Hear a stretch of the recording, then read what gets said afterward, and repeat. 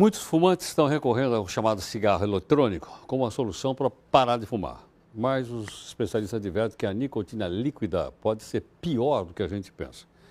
Para a gente explicar, então, o que é o cigarro eletrônico, o médico pneumologista José Roberto Brito Jardim, da Unifesp. Doutor Jardim, as pessoas estão mostrando pelo mundo inteiro, vejo muito isso nos sites e tal, inúmeras formas das pessoas tentarem largar o cigarro tradicional feito de fumo. E um deles é o cigarro eletrônico. Eu pergunto, esse cigarro eletrônico faz menos mal à saúde do que o cigarro comum ou é pura propaganda e marketing? Não, ele faz muito menos mal que o cigarro comum. O cigarro comum tem 4.720 substâncias conhecidas e mais 3.000 que ainda não sabemos quais são, mas já se sabe que tem. Então tem mais ou menos 7.000 substâncias.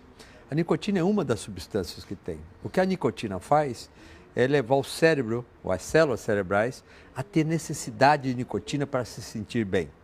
Mas quem faz mal são as outras substâncias.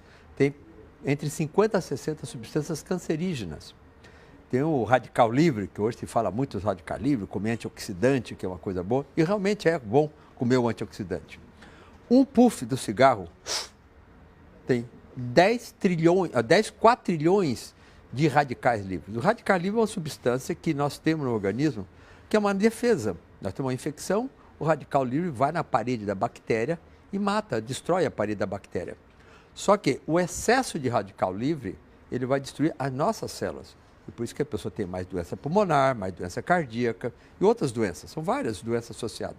Então, um puff, uma inalação do cigarro normal, do tabaco, tem 4 trilhões de radicais livres. Não existe antioxidante suficiente no corpo para combater tudo isso. O cigarro eletrônico não é só a nicotina. E que é a nicotina que causa dependência. Hoje nós não falamos mais vício, dependência. Sim. Então o que se procura é tirar uma substância tóxica, que é o tabaco, com um monte de substâncias tóxicas, e dar a nicotina, que o cérebro quer a nicotina. O cérebro não quer radical livre, não quer substância cancerígena. Ele quer receber nicotina para dar prazer. Então, essa é a tentativa. Existem muitos outros modos de dar nicotina, além do cigarro eletrônico. Mas esse é que tem estado mais na mídia. Sem dúvida alguma. Antigamente havia aquelas placas que se colocavam no corpo. Adesivo. Adesivo. Tem no mercado, temos 2 ou 3 laboratórios no Brasil que produzem, e nós, médicos, utilizamos para, quando o paciente quer deixar de fumar, nós auxiliamos. De novo, porque o cérebro não quer saber de onde vem a nicotina. Sei. Pode ser do adesivo, goma de mascar, pastilhas que a pessoa... ele chupa até dissolver. Não no Brasil não tem, mas fora do Brasil tem também um spray para o nasal, porque como o nariz é muito, tem uma circulação muito rica, ele absorve muito fácil a medicação.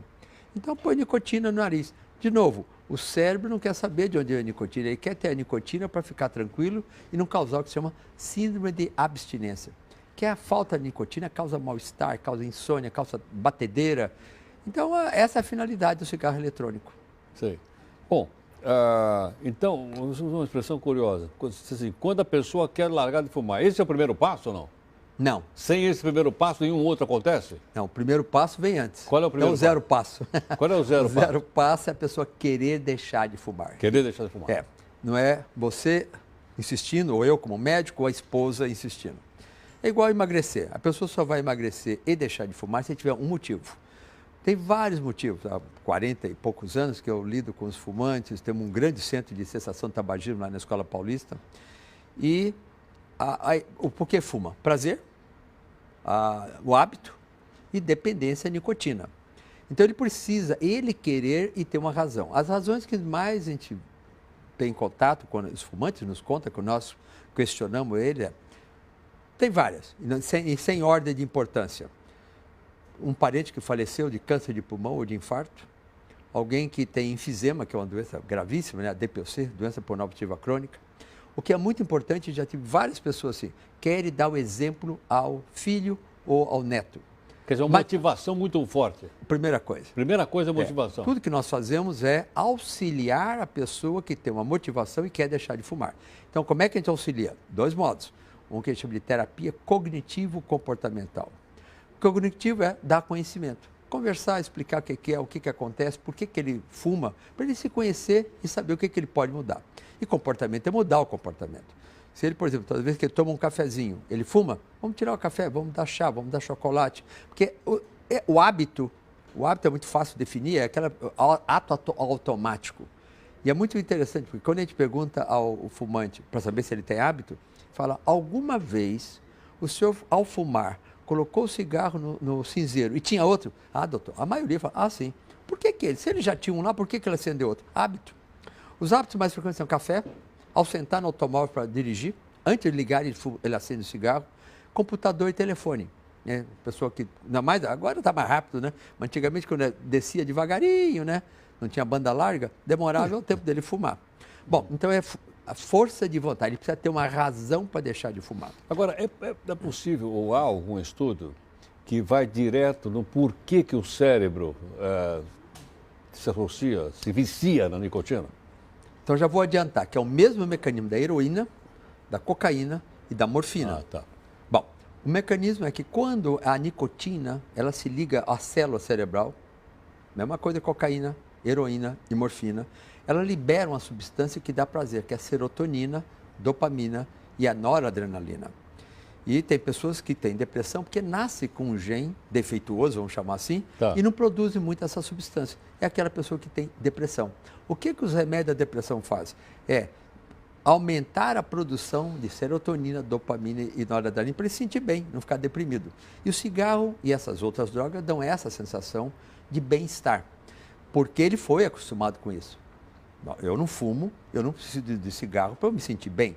Sim. Mas no momento que eu ensinei a minha célula cerebral a ficar dependente da nicotina, ela agora, no momento que a pessoa deixa de fumar por 1 hora, 2 horas, ele começa a ficar inquieto, ele fica com batedeira, ele não consegue se concentrar, e essa é uma das coisas que então prejudica muito a ele e causa dificuldade para algum terapeuta fazer com que a pessoa deixe de fumar. Porque o cigarro dá um retorno tão bom e tão rápido que ele se sente bem.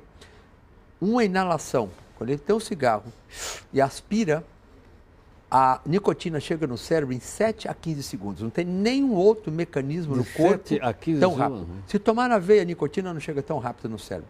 Então a pessoa está inquieta, mal-estar, não consegue concentrar. Isso é bem típico de pessoa intelectual, não consegue se concentrar. Ao fumar, 15 segundos está no cérebro, dá aquele relaxamento, ele consegue se concentrar.